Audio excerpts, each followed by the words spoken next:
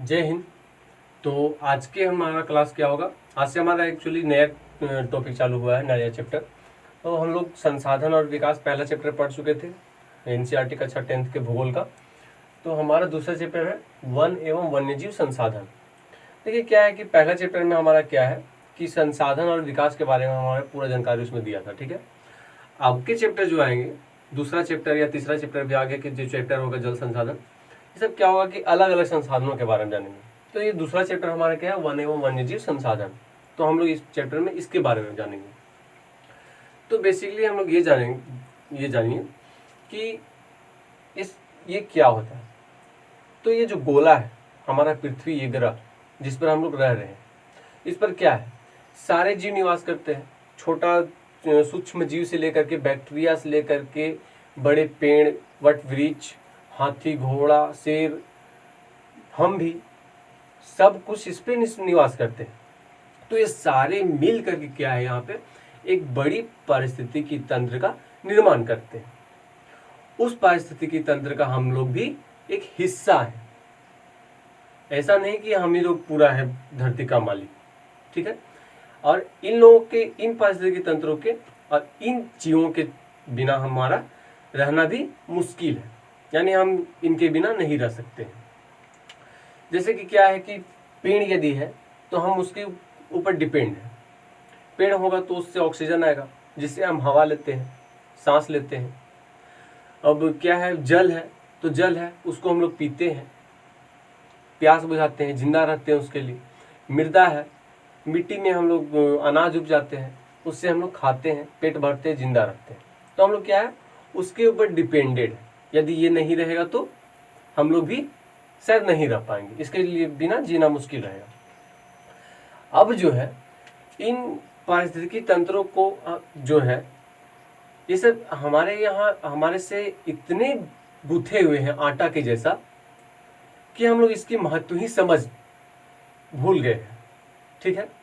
जैसे मान लीजिए आटा गुथा हुआ है, तो उस आटा जो गुथा हुआ है उसमें पानी का उसमें महत्व नहीं रहेगा, उसका क्या कहते हैं, भाव नहीं जान पाएगा, महत्व नहीं जानेगा।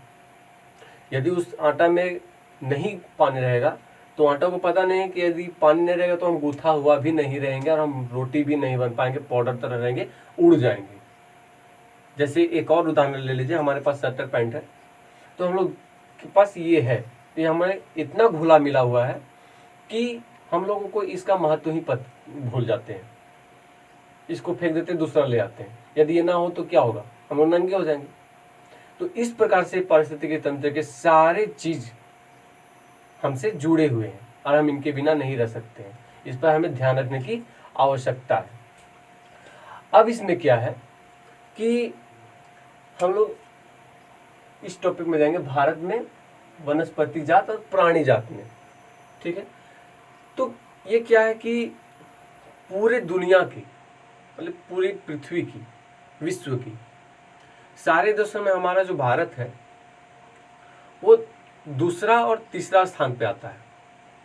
मतलब जितने भी वनस्पति जात या जीव जात जो पाए जाते हैं उसमें 8%, लगभग 8%, यानी 8% कहने का मतलब करीब 16 लाख वनस्पति जात और जीव जात हमारे क्या है, अपने देश भारत में ही पाए जाते हैं यहाँ पर। और ये जो है कि आसपास में देखते होंगे कि अगर बाहर निकलते होंगे तो आप लोग देखते होंगे कि कई ऐसे वनस्पति जात हैं या जीव हैं जो कि हमारे आस पड़ोस में ही नजर आ जाते हैं। तो हमारा क्या है, पूरी दुनिया का 8% यानी लगभग 16 लाख के वनस्पति जात और वन्य जीव, ये सब हमारे ही देश में पाए जाते हैं, यानी पूरे विश्व में समृद्ध एक देश है हमारा, ठीक है। तो हम लोग ये कह सकते हैं कि हम लोग एक समृद्ध देश है, हमारे पास सब कुछ है, मोटा मोटी 2 या 3% मतलब समझ रहे हैं। तो अब क्या है कि इसमें जो कुछ ऐसे कुछ सूत्रों के माने तो कुछ ऐसे जीव हैं जो लुप्त होने का उसका खतरा है। उसमें कौन कौन से जीव हैं, इसमें क्या है कि 10% वनस्पति जात और 20% स्तनधारी जीव, ये जो है सो लुप्त होने का इसका खतरा है इसमें।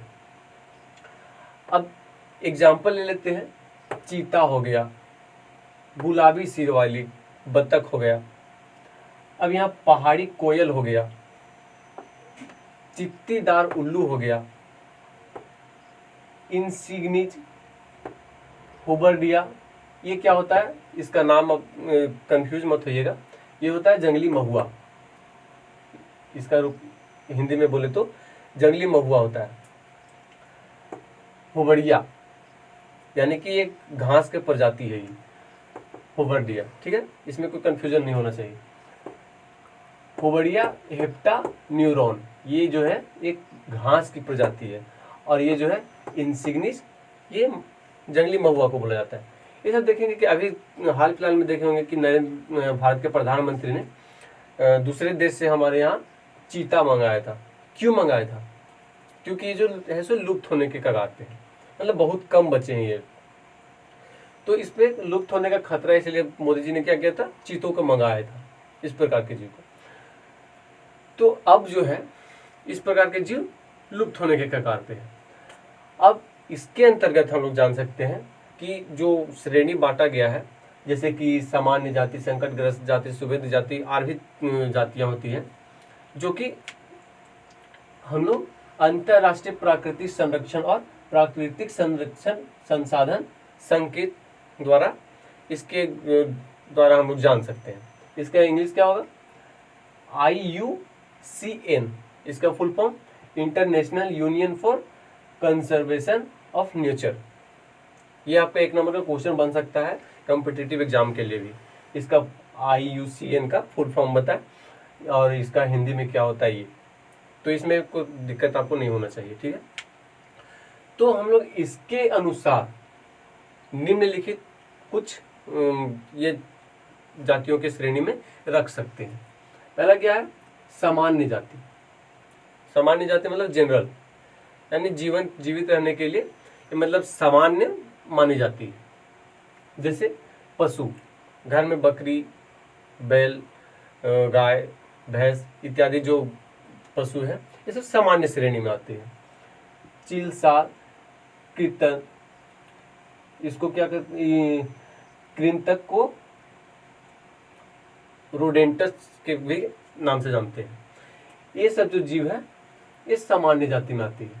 आपको प्रश्न पूछेगा तो सामान्य जाति क्या होता है, तो आंसर आपका होना चाहिए कि वे जातियां जो जिंदा रहने के लिए सामान्य मानी जाती है आमतौर पर। अब दूसरा हमारा क्या आता है? संकटग्रस्त जाति, ठीक है। संकटग्रस्त जाति किसे कहेंगे? तो संकटग्रस्त जाति में वे जातियां आती हैं जो लुप्त होने के कगार पे है, ठीक है, यानी कि पूरी तरह से समाप्त होने के कगार पे है यहाँ पे। तो यदि इसका नियंत्रण यदि नहीं किया जाए, यदि जिस तरह से इसका संख्या घट रहा है, जनसंख्या यदि इसी तरह से घटता रहा तो ये क्या हो जाएगा?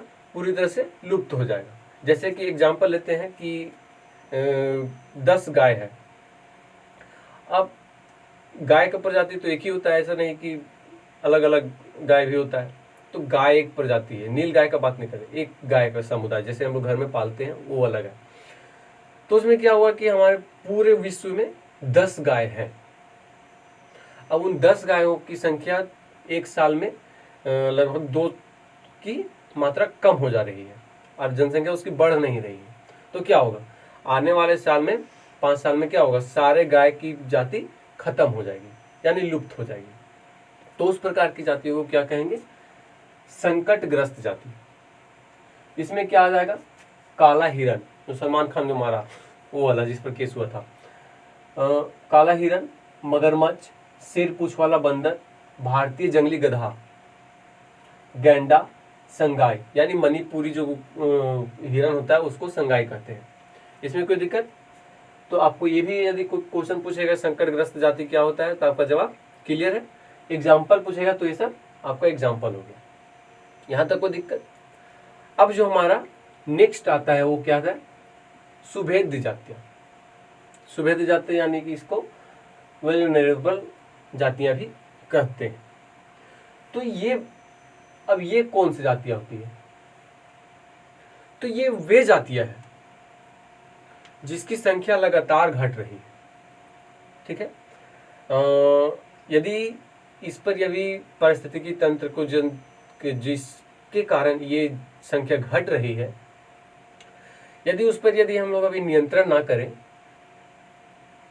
तो ये सुवेद जाति भी संकटग्रस्त जाति के अंतर्गत आ जाएगा बहुत जल्दी। तो इस पर हमें ध्यान देने की आवश्यकता है कि कौन सी जाति हमारी जो है सो अधिक मात्रा में नष्ट हो रही है, मतलब उसकी जनसंख्या धीरे धीरे घट रही है। तो इस प्रकार की जाति और वैसे पारिस्थितिकी तंत्र का उपयोग करके जिससे उसकी जनसंख्या घट रही है, तो इसका हम लोग अभी बचाव कर सकते हैं। और नहीं तो ये क्या होगा, संकटग्रस्त जाति के अंतर्गत ये भी आ जाएगा बहुत जल्दी। ठीक है, तो इसमें कौन कौन सी जातियां हैं? नीली भेड़, गंगा नदी की डॉल्फिन, ठीक है, और एशियाई हाथी। ये सब क्या है कि जल्दी इनकी जनसंख्या घट रही है बहुत जल्दी जल्दी, और कुछ पारिस्थितिकी तंत्रों के चलते उस पर यदि हम लोग काबू करें तो शायद ये सब बच सकती है, नहीं तो ये भी संकटग्रस्त जाति के अंतर्गत आ जाएगा। तो ये भी आपका क्लियर हो गया, यहाँ तक कोई दिक्कत? यदि आप इसको चाहें तो स्क्रीनशॉट ले लेंगे या नोट कर लेंगे।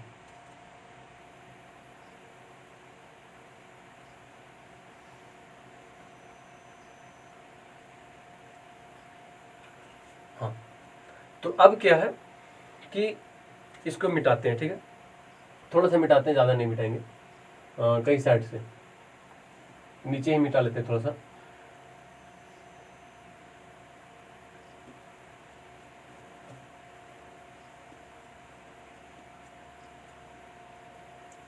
हमारे देश भारत में लगभग 81,000 जीव वनस्पति जात पाए जाते हैं। कितना? 81,000 लगभग। ठीक है, जिसमें 47,000 वनस्पति जाति पाए जाते हैं। लगभग 47,000 के लगभग वनस्पति जात हमारे देश में पाए जाते हैं, जिसमें 15,000 लगभग, सब में लगभग लगेगा। ठीक है, ऐसा नहीं कि हम डिट्टू यही, 15,000 उपजातियां मूल भारत के स्थायी निवासी, जैसे कि अब क्या है 47,000 जो है वनस्पति जात पाए जाते हैं, जिसमें लगभग 15,000 जो संख्या है ये भारत के मूल है, मूल स्थानीय, मतलब कि भारत के अपने हैं। तो ये सब जो है, ये जो है आपका मल्टीपल चॉइस क्वेश्चन बन सकता है कॉम्पिटिटिव एग्जाम के लिए। ठीक है, तो यहाँ तक कोई दिक्कत शायद नहीं हुआ होगा। तो अभी और भी जातियाँ बची हुई हैं, तो ये वॉल्यूम नंबर 1 रहेगा। ज़्यादा लंबा वीडियो ना बने इसलिए इसको 2 भाग में हमने डिवाइड कर दिया है। तो नेक्स्ट वीडियो में मिलेंगे, और भी जो बचे हुए हैं उसको क्लियर करेंगे, और भारत में वनस्पति जात और प्राणी जात का निर्णय करेंगे। पूरी व्याख्या अगले वीडियो में करेंगे। ठीक है, तब तक के लिए थैंक यू, जय हिंद।